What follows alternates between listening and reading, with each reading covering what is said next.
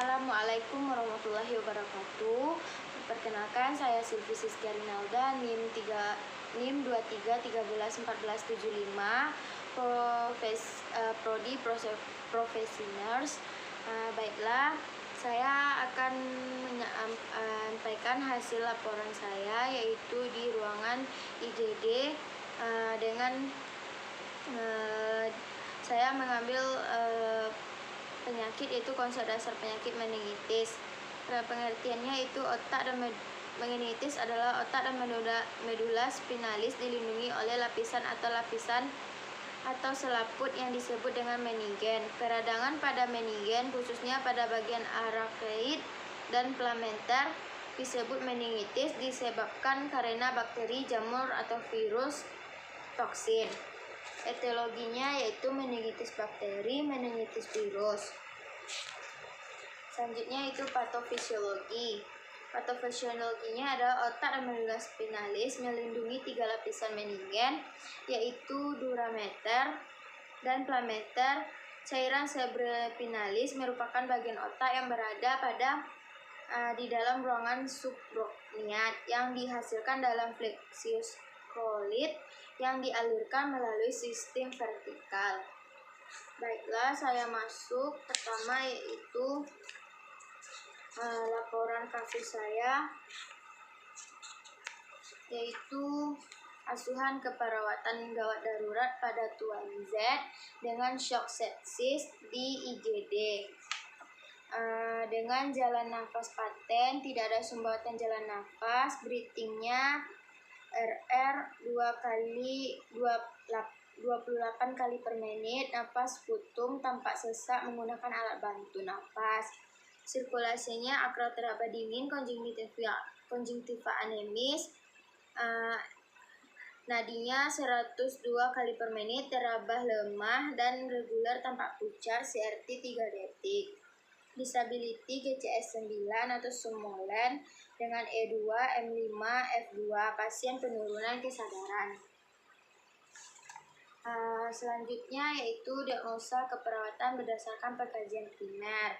Pola nafas tidak efektif berhubungan dengan hambatan upaya nafas dengan nafas 28 kali per menit tanpa sesak, ada penggunaan alat bantu nafas, terpasang O2 dengan nasal kanul 5 liter, SpO2 99%. Yang kedua yaitu perfusi perifer tidak efektif berhubungan dengan penurunan aliran arteri vena dan akral teraba dingin dengan tekanan darah 85/47 mmHg, nadi 102 kali per menit, lemah dan reguler, pasien tanpa pucat, GCS 9 atau somnolen, E2 M5 F2 CRT 3 detik.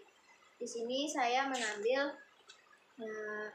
diagnosanya pola nafas tidak efektif dengan SLKI pola nafas dan psikinya manajemen jalan nafas. Selanjutnya itu perfusi perifer tidak efektif. Saya ambil di sini perfusi perifer dengan SLKI, psikinya perawatan sirkulasi.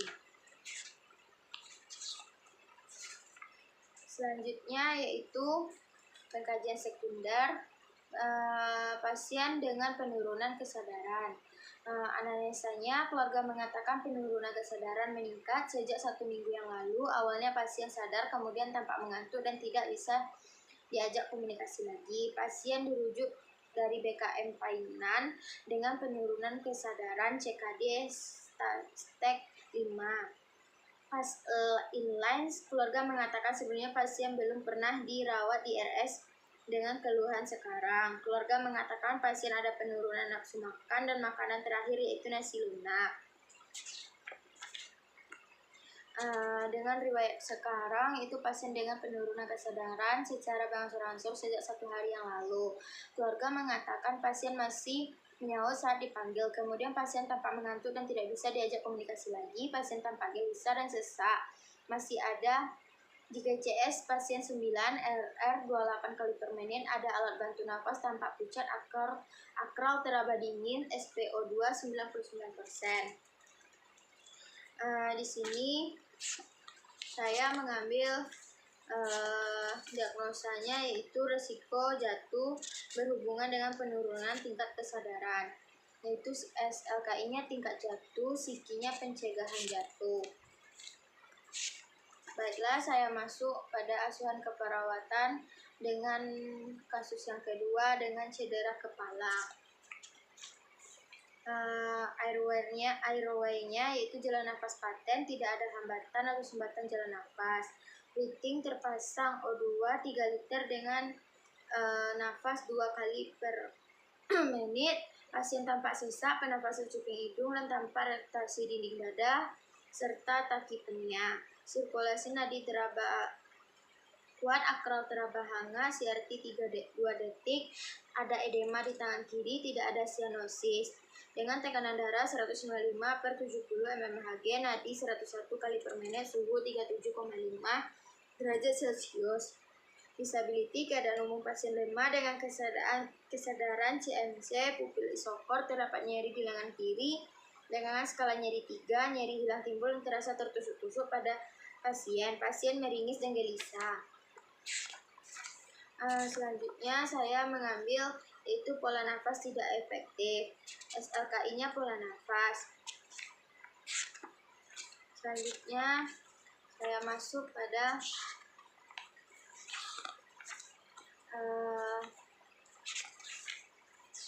yang kedua, yaitu pada Nyonya P dengan peritonis.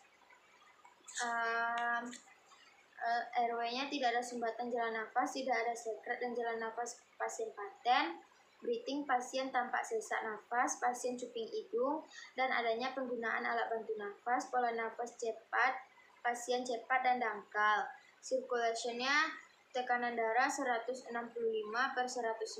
mmHg dengan nadi 105 kali per menit. Teraba cepat dan kuat, CRT 2 detik, akral teraba hangat, tidak ada edema, tidak ada sianosis. Disability, kesadaran pasien kompromitis dengan GCS 15, E4, M6, F5, pupil isokor 3/3, kekuatan otot 5, nyeri pada perut bagian bawah.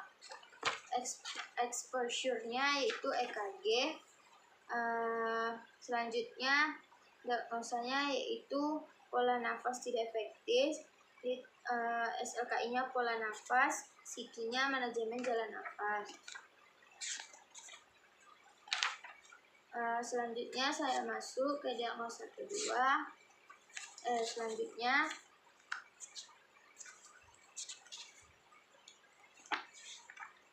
yaitu NSTEMI.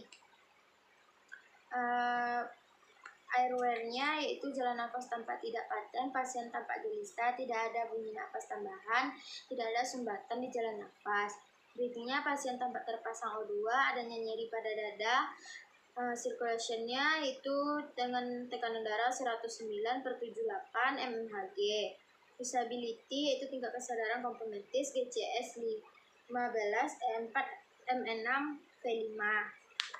Selanjutnya saya mengambil yaitu diagnosa pola nafas tidak efektif berhubungan dengan hambatan upaya nafas. LKI-nya pola nafas, SIKI-nya manajemen jalan nafas. Selanjutnya itu ada nyeri akut berhubungan dengan agak cedera fisiologis, tingkat nyeri, SIKI-nya manajemen nyeri. Penurunan curah jantung berhubungan dengan perubahan arterit, yaitu SLKI dengan curah jantung, SIKI dengan perawatan jantung.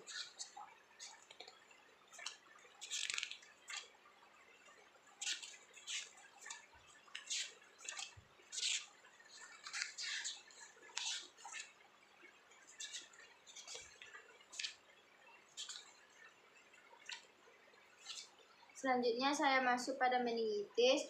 Yang selanjutnya yaitu jalan nafas pasien di mana tidak ada sekret atau sumbatan jalan nafas. Pasien terpasang O2 5 liter dengan pernapasan 30 kali per menit tanpa retraksi dinding dada. Sirkulasi nadi teraba kuat, akal teraba panas, CRT kembali ke 3 detik, TD 130/86 mmHg. Disability, keadaan umum lemah, tingkat kesadaran pasien somnolen dengan GCS 5, E3, M5, dan F3. Pasien berespon dengan mengeluarkan kata-kata yang tidak sesuai. Saya mengambil diagnosa keperawatannya, yaitu resiko perfusi cerebral tidak efektif. SLKI-nya perfusi cerebral, psikinya manajemen peningkatan intrakarnial. Selanjutnya yaitu stroke hemoragik. Stroke hemoragik yaitu jalan nafas terdapat sekret, jalan nafas pasien tidak paten.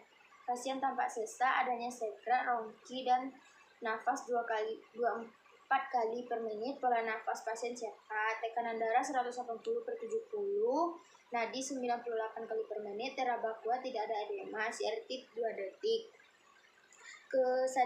Kesadaran pasien apatis. Pasien mengalami lemah di bagian tubuh sebelah kiri. Selanjutnya yaitu saya mengambil SDKI bersihan jalan nafas tidak efektif, psikinya bersihan jalan nafas, psikinya manajemen jalan nafas. Selanjutnya itu pola nafas tidak efektif, SLKI-nya pola nafas, psikinya terapi O2. Perfusi cerebral tidak efektif, SLKI perfusi cerebral, dan psikinya manajemen peningkatan intrakarnial. Baiklah, itu laporan IGD saya. Saya ucapkan terima kasih kepada pembimbing saya, yaitu Bapak Ibu NS Lola Despitasari MK.